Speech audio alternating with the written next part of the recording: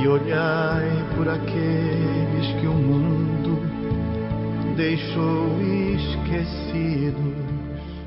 E muito boa noite, meus filhos. Com a graça de Deus, proteção de nosso Senhor, nós estamos aqui de volta para o nosso encontro, né? Agradecendo a vocês que permitem eu entrar em sua casa, permite entrar onde você se encontra, às vezes nem é em sua casa, às vezes é num outro lugar qualquer que você está passando por uma dificuldade, um hospital, uma clínica, qualquer canto, né, filho? Que você me permita entrar, eu sempre agradeço, porque é a oportunidade que eu tenho de trazer alguma mensagem do nosso Pai do Céu para vocês. Nós aqui, do plano espiritual, nós não somos nada mais do que mensageiros, filho. Nem mais nem menos. Estamos aqui para trazer para vocês uma palavra, às vezes um pouco mais dura, às vezes um lenitivo, às vezes um chacoalhão para acordar, outras vezes explicar a vida como ela é na sua realidade, não é? Somos passageiros de um trem que sempre está indo em busca de conhecimento, sempre está indo em busca de renovação, de respostas. E esse trem nunca anda para trás, é sempre para frente. Não dá marcha ré, a vida é sempre em direção a alguma coisa que ainda não aconteceu e que pode acontecer a qualquer momento. Passageiros de um trem da vida conduzido pelo nosso Pai do Céu. Quando eu falo conduzido pelo nosso Pai do Céu, é justamente para que você entenda que tudo que acontece, filho, tudo, pode ser bom, pode ser ruim, pode ser uma tragédia, pode ser uma enchente, pode ser um incêndio, pode ser um acidente qualquer que aconteça, tudo é conduzido pelo Pai do Céu. Nada antes, nada depois, sempre no dia, na hora exata. Nós é que não temos condição de saber o que vai acontecer. Porque se a gente soubesse data, dia, hora, a gente já ficaria apavorado, porque o ser humano tem uma ansiedade muito grande, tanto para as coisas boas quanto para as ruins. Então, o não saber se torna uma maneira de viver dia após dia, buscando melhorar. E eu agradeço a vocês que me permitem, de certa forma, fazer parte dessa trajetória. Nada, como eu sempre falo, eu estou há mais de 30 anos com vocês nessa terra. E vou ficar até o último suspiro da FIA, enquanto ela me permitir, vou estar por aqui. Seja pela Vibe Mundial, seja pelas palestras lá, seja de outra forma qualquer. Para mim não tem importância lugares. Não estou afim de status. Eu quero mais é que você me ore. E que Deus me permita, né? Continuar aqui com vocês. Hoje eu quero falar com vocês de uma coisa importante e que acontece todos os dias na vida de todo mundo. E que essa semana também aconteceu, né? Porque um espaço onde tem muita gente, muitas pessoas, uma hora não vai embora, não é? E essa semana a nossa mamá, que eu sempre falo dela, e a Fia sempre fala dela, também pegou a malinha dela e veio para o plano espiritual. Também veio fazer parte de uma outra dimensão. Como muitos, acontece toda hora, perdi minha amiga, perdi meu marido, perdi meu pai, perdi minha mãe. Toda hora nós temos esses relatos de perdas. E aí vem, depois disso tudo, o luto. O luto é a dor da perda, que é insuportável, mas é uma dor transitória, né? Só quem já perdeu alguém próximo sabe a dor e a confusão emocional que é lidar com essa ausência.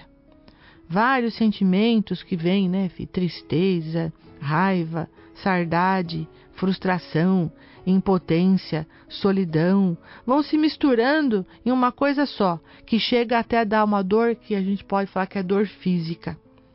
E em meio a esse caos todo, vem a necessidade de reconstruir o mundo sem essa pessoa. Qualquer um de nós já viveu, vive ou vai viver o luto algum dia. A dor da perda, por exemplo, de uma pessoa querida, de uma condição que gostamos muito de trabalho, uma posição social, pode parecer insuportável no início. A perda é insuportável. Não é só a perda da pessoa, mas é com a perda do trabalho, como eu disse, uma perda de uma posição social, a perda de um objeto, a perda de uma casa numa enchente, num incêndio. Tudo isso causa uma dor que parece para nós, né, insuportável. No início, perder uma pessoa do nosso vínculo por rompimento ou por morte pode gerar um estado mental de tristeza, de desânimo, de falta de interesse pelo mundo, um enorme sofrimento. Isso é o luto. Isso é o luto. Até na parte psiquiátrica, vamos dizer assim, já é dito que o luto, ele não está exclusivamente ligado à morte. Ele pode ser vivenciado, também quando do fim de um relacionamento, numa situação de doença grave, a perda de um emprego, uma situação extrema, ou ainda em caso de acidente grave que resulta em alguma forma de incapacidade. São situações que nos primeiros momentos parecem que a pessoa que sofre como se fosse o fim do mundo. É inimaginável o sofrimento de cada um e não dá para mensurar. Cada um tem o seu limite, cada um sabe onde dói. E cada um vai ter um tempo para isso. Tem pessoas que não saem disso há anos. A pessoa já se foi há 10, 12, 15 anos e quem fica vive naquela coisa. Parece que perdeu o chão, parece que perdeu o norte, parece que perdeu um braço e aquilo fica remoendo. E a pessoa passa de vida a simplesmente deixar se levar. Vai caminhando conforme a brisa vai. E aí, a pergunta que vem, é luto ou é depressão? Bom, cada pessoa lida de uma forma diferente com os seus sentimentos. E cada um tem o seu jeito de reagir ao luto. Mas, eu posso dizer para você, se a gente tentar se enganar, driblar esse luto, e a gente tentar ser forte, e a gente não aprender com a dor da perda, se a gente fica buscando estratégia de superação, se considerarmos que a maioria de nós passa pelo luto sem necessidade de apoio de algum especialista, é mentira.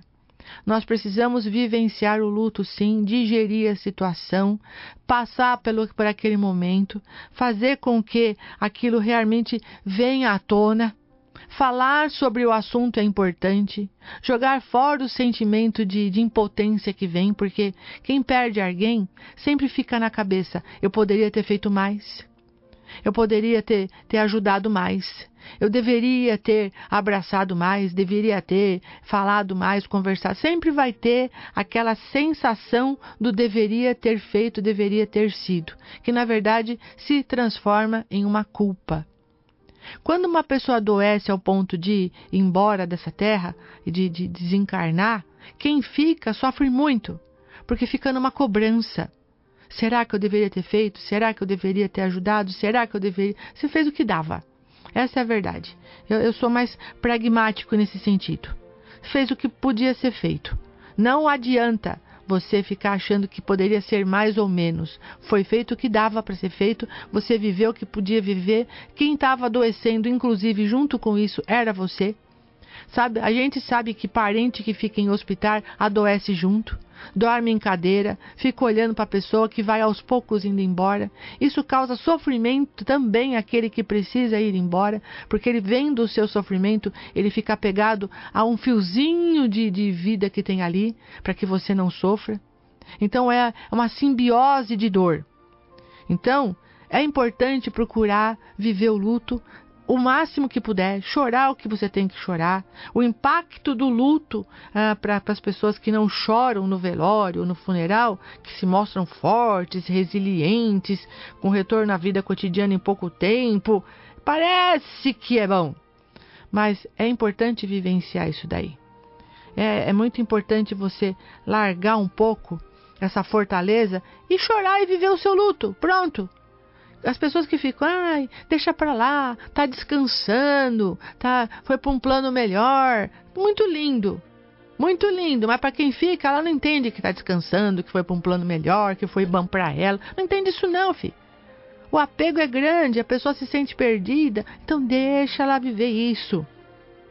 No luto, tanto os sintomas quanto a disposição da pessoa afetada são parecidos com a depressão. Com a diferença que o luto ele é transitório e nele não temos a recriminação típica da depressão. Tanto a pessoa enlutada que perdeu uma pessoa próxima, quanto seus familiares e amigos e profissionais da saúde precisam ficar atentos para os sinais, porque o luto pode se desenvolver para uma pessoa que não está vivendo essa situação nesse momento em uma depressão, ou seja, de um transtorno que precisa de tratamento especializado para um transtorno irreparável, porque a depressão precisa de tratamento, o luto precisa ser vivenciado. Essa é a diferença. Quando você passa por uma perda, existem fases que precisam ser vivenciadas por aquele que perdeu. E aquele que se foi, que vem para o lado de cá junto comigo, muitos chegam aqui desprendidos. Chegam aqui e falam: Pai Joaquim, cheguei. Pai Joaquim, acabou meu sofrimento, não quero ficar aqui parado, não quero ficar aqui pensando, eu quero viver aquilo que eu não pude, eu saí daquela cama, não tenho mais dor. E vai fazer as coisas boas. Passa por um período de transformação, de recuperação, de reformulação, mas vai viver, porque é o trem que vai para frente. Não para. Não para. É como eu sempre falo, o navio, ele sai deste porto e vai para outro porto. Chega uma hora que no porto você não enxerga mais o navio, porque ele vai ficando cada vez menor. Mas o navio não deixou de existir. Ele só vai fazer com que ele atraque em outro porto. E no outro lado desse porto tem pessoas que estão esperando. Ninguém chega aqui sozinho. Chega acompanhado de amigos, de parentes que tinham afeto. Eu acredito que seja muito mais difícil de se encarar uma situação para aquele que fica aqui remoendo coisas. Retirar coisas de casa, voltar e estar o silêncio, não ter mais a conversa, e lidar com o velório. É uma coisa muito triste, essa coisa do velório, do tempo que fica ali para se despedir da pessoa. É muito triste. Mas ainda Deus, na sua misericórdia, dá para a gente a oportunidade de vivenciar isso e de procurar. Eu peço a vocês agora, procurem resgatar dentro de vocês as coisas boas vivenciadas com esta pessoa. O que você teve de melhor com ela. E se por acaso essa pessoa que foi embora, você não tem recordação boa, simplesmente você teve que cumprir a sua obrigação, seja de filho, seja de esposa, seja de marido, ou o que for, e você não tem sentimento de apego por isso, também não se culpe. Ninguém precisa ficar se autoflagelando por não ter sentimentos de perda. Também é comum isso. Passam comigo assim: Pai Joaquim, morreu minha mãe, mas eu não estou sentindo o que todo mundo fala que tem que sentir. A dor, o sofrimento, estou sentindo alívio, porque ela foi embora. Não foi uma boa mãe, ou então estava sofrendo muito. Eu estou errada, Pai Joaquim, de não sentir essa coisa ruim que é a dor persistente? De jeito nenhum. Cada um tem uma maneira de enfrentar essas fases do luto. Uns sofrem muito, porque ficam às vezes muito tempo com a pessoa acamada em sofrimento e vivenciando aquela dor. Sofrem muito. Outros sofrem muito porque não estavam esperando que a pessoa fosse embora, num acidente, num assalto. Então a perda é brusca, o sofrimento é péssimo. Mas tem aqueles que as pessoas vão embora e quem fica não tem esse apego todo. Por isso que não se pode julgar. Por isso que não se pode olhar o outro na hora do sofrimento como se ele fosse um pobre coitado ou como se ele fosse um carrasco, por não sentir nada. Nossa, eu fui num velório que o filho nem chorou. Tá bom. O que você tem a ver com isso? Ai, mas eu pensei que ia chegar lá e ele estivesse mais emocionado. Você não pensou nada. Você é futriqueiro. Você quer cuidar da vida dos outros. Você não entende nada do que a pessoa está passando, que passou. Cuide sua vida.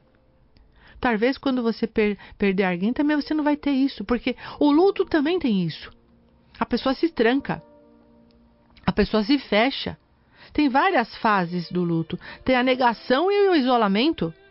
Quando temos aquela sensação de que aquela pessoa que perdemos pode entrar a qualquer momento pela porta. E é um mecanismo de defesa. Momento em que temos dificuldade em aceitar, acreditar que realmente aconteceu. Nessa fase é muito comum. Isso não pode estar acontecendo comigo. É a negação e isolamento. Então a pessoa se tranca. Tem a fase também da cólera e da raiva. Quando fica em conformidade, dá lugar à revolta, o sentimento como raiva, ressentimento, fica sendo projetado no ambiente de fora, como se o mundo, os outros, Deus, fossem causadores desse sofrimento. Nesse momento é comum a frase: por que eu? Por que justo comigo? Por que a minha mãe, que era uma pessoa tão boa, e no mundo tanta gente má, e fica aí? É a fase da cólera e da raiva que tem que ser vivenciada também. Deus entende isso e nem leva a sério, se quer saber. Depois vem a fase da negociação. Em essa fase, a gente faria qualquer coisa para que as pessoas voltassem a ser como era antes. Sem perda, sem dor. Nós fazemos um tipo de negociação, muitas vezes religiosa. E aí vem frases que eu já escutei, comuns de negociação, do tipo: me deixe viver apenas até meus filhos crescerem.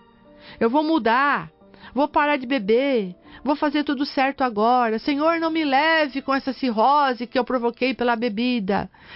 Negocio com Deus. Ou então o filho negocia com Deus: Senhor, deixe meu pai ficar mais um pouco. O pai lá na cama, com dor, sofrendo, a barriga imensa por causa da cirrose, mas o filho negocia. A família negocia. Você negocia com você. Não, mas vai passar. Isso aí é o médico que não sabe o que está falando. Daqui a pouco isso vai embora e ela volta e ele volta a ser como era. É a fase da negociação. E aí tem a fase que é a mais perigosa, que tem que ser simplesmente extraída dessa fase do luto. E eu peço por vocês, não deixe que isso entre em depressão. Que é um momento de uma tristeza profunda, desolação, desesperança, de medo. E ocorre aqui um período de introspecção que não pode passar de 1 semana e 10 dias. O choro constante muitas vezes vai vir acompanhado de pensamentos como: nada mais vale a pena. Eu não consigo lidar com isso. Se isso acontecer, procure ajuda profissional, porque a vida vale muito a pena. Deus só recolheu uma parte, que é dele. Nós somos empréstimos. Não somos de ninguém, só de Deus. E existe aquele momento que depois dos 10 dias, mais ou menos, aceitação.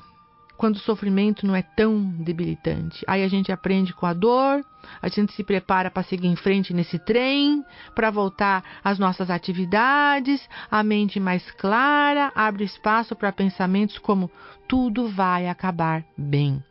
Então, filho, essas 5 fases do luto tem que ter uma duração, que eu falei, que não pode passar de uma intensidade maior do que 10 dias, senão você precisa de ajuda, porque o apego pelo aquele que foi é muito grande.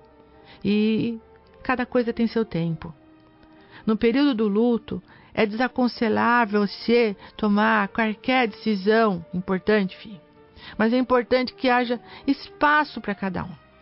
Você precisa poder falar, poder ler, trocar experiências e principalmente não ter vergonha da dor.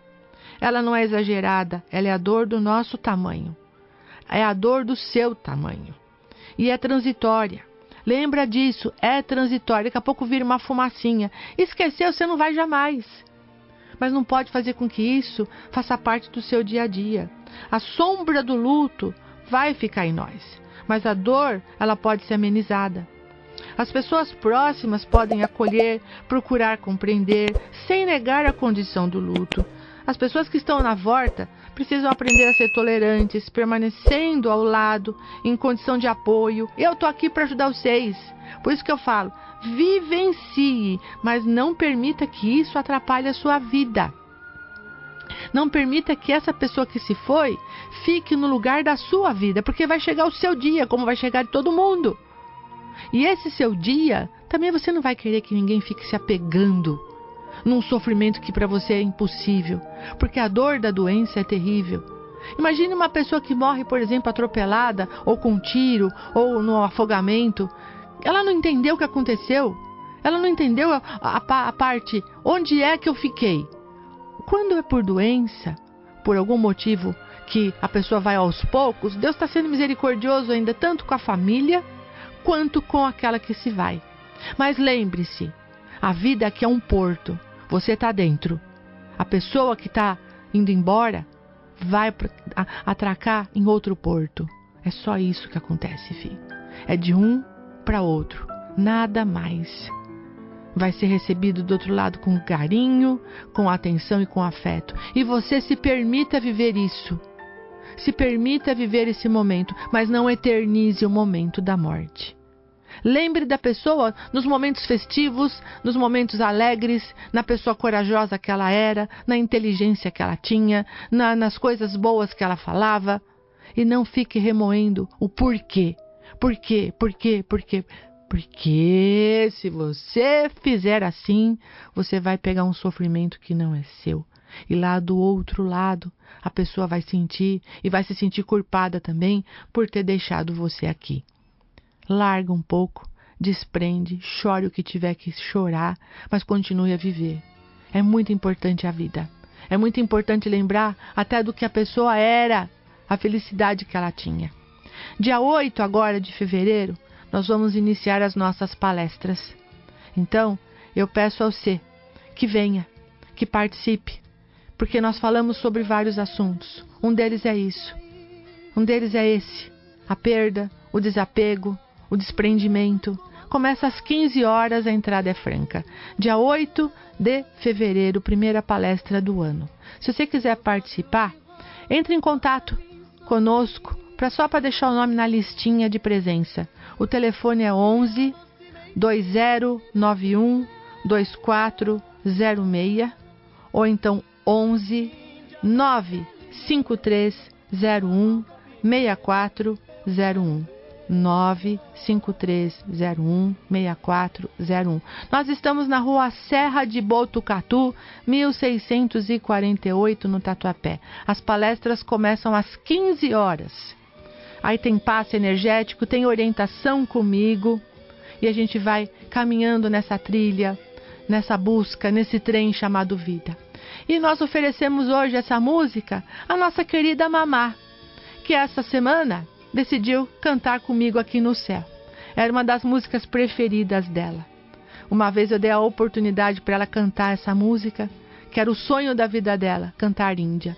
E hoje ela canta Índia no céu, conosco, aqui do lado de cá. Sorte nossa que vamos ter mais uma cantora aqui do nosso lado. E eu espero que vocês entendam que isso é a vida. Um dia aqui, outro dia do outro lado. Guarde as boas lembranças, guarde os bons momentos, seja forte, seja firme, determinado e pense, a vida é transitória. E quando ela fala, né? Olha isso. Quando eu for embora para bem distante e chegar a hora de dizer-te adeus. Olha que lindo. Que Deus abençoe vocês. Fiquem na paz de Deus e até o próximo sábado.